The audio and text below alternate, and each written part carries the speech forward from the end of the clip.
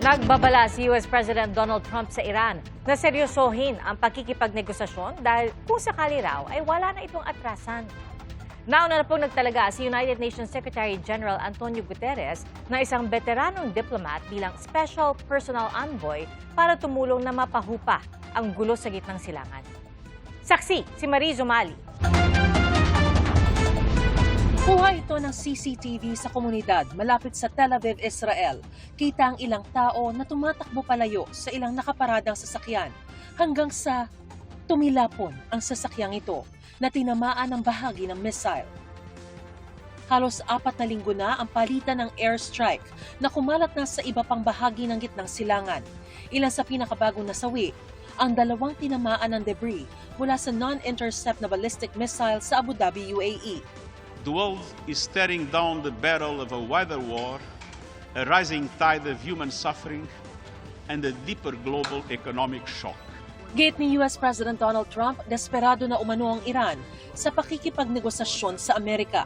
Pero gate ni Iranian Foreign Minister Abbas Araghchi, walang dialogo o negosasyon sa Amerika. May mga mensaheng ipinadaan sa mga tagapamagitan.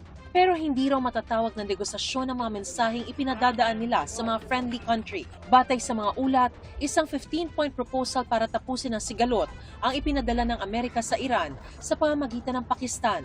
Nanawagan itong tapusin ang nuclear program ng Iran, itigil ang pagsuporta sa mga proxy group, at buksang muli ang Strait of Hormuz na isa sa pangunahing daanan ng mga barkong may kargang langis.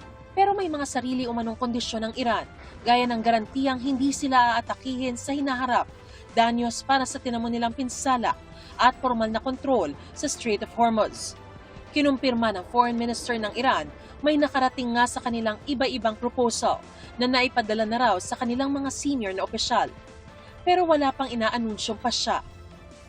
Taliwas ito sa isang pahayag ni Trump sa Truth Social ngayong gabi. Nagmamakaawa umano ang mga negotiator ng Iran na may pagkasundo. Gate pa ni Trump, dapat seryosohin na ito ng Iran dahil pag nagkataon wala na raw itong atrasan. If Iran fails to accept the reality of the current moment, if they fail to understand that they have been defeated militarily and will continue to be, President Trump will ensure they are hit harder than they have ever been hit before. President Trump does not bluff and he is prepared to unleash hell. Batay pa sa mga ulat, ipinaalam ng Iran sa UN Security Council na pwedeng dumaan ang mga non-hostile vessels sa Strait of Hormuz kung makikipag-ugnayan sa Iranian authorities. Ayon sa Malaysia, pinapayagan na ang kanilang mga barko na dumaan. May nakadaan na ring oil tanker ng Thailand. Mula noong magsimula ang sigalot, 95% ang ibinagsak ng bilang ng mga barkong nakakatawid sa Strait, batay sa datos ng isang shipping industry intelligence site. Ang pagkapilay na yan sa international shipping ang nagpasipa ng presyo ng langis sa world market. Sa pagdinig sa Senado, nilahad ng mga kumpanya ng langis na may sapat pa naman daw silang inventaryo ng langis hanggang sa huling linggo ng Abril at Mayo. Pero nananatili raw walang katiyakan ng mga susunod na importasyon. The supply is tight, but for Chevron, it's still manageable at least for March and April. We are exerting best efforts to still go beyond the minimum, making sure that we have enough stock coverage. Fortunately, we have kept all our stations open. They are still adequately supplied. So wala pa po nagsasara sa aming network of stations. Our incoming importations are still arriving, but we haven't received any confirmation for future deliveries beyond April.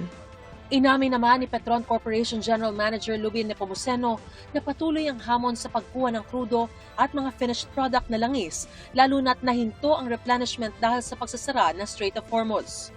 Supply disruption is more expensive and will be catastrophic consequence for the economy. Si Senador Rodante Marcoleta, kinwestiyon ng oil companies maging ang Department of Energy kaugnay ng bigla ang pagtaas ng presyo ng langis sa kabila ng umiiral pang inventaryo. After 2 weeks, 110 na nga ang ginamit eh. So inventaryo pa rin ang ginamit. How did you justify that? Because, Mr. Chair, yung binenta kasi na yun will have to be replaced right after next week. So, kinolekta ho yung amount. So, ang nangyari, ang nag-finance ang taong bayan. Yes, it's really... Hindi, yung exactly. passed on to Oh, yan na nga eh. consumers. There should be a point where the replacement cost should begin. Saan pa magsisimula?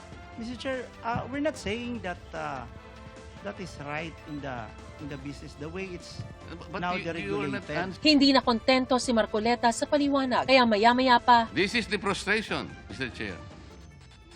Salamat po. Mr. Chair? Senator, Mr. Balbuena, you want to interject? kaalis mo frustrated ka, wala kang sagot na nakuha. Ha? Ayaw nila sumagot po. Bakit ayaw? Kanina pang ilang oras na tayo dito, wala pa rin sagot. Nauna nang sinabi ni Pangulong Ferdinand Marcos Jr. na naghahanap ang Pilipinas ng iba't ibang pinagkukunan ng langis, habang natitirang supply ng bansa ay inaasahang tatagal na lamang daw ng hanggang 45 araw. Kinumpirma ng Department of Energy, dumating sa bansang 700,000 bariles ng krudo mula Russia. Meron din tayo Russian oil na dumating na sa Bataan, crude oil yan, na rine-refine ng Petron yan. So patuloy naman, so far, patuloy naman na dumadating. Weekly, meron tayong mga stocks na dumadating. So itong ginagawa rin ng ating pamahalaan, we're trying to manage demand. Para sa GMA Integrated News, ako si Mariz Umali ang inyo, saksi. Mga kapuso, maging una sa saksi. Mag-subscribe sa GMA Integrated News sa YouTube para sa iba't ibang balita.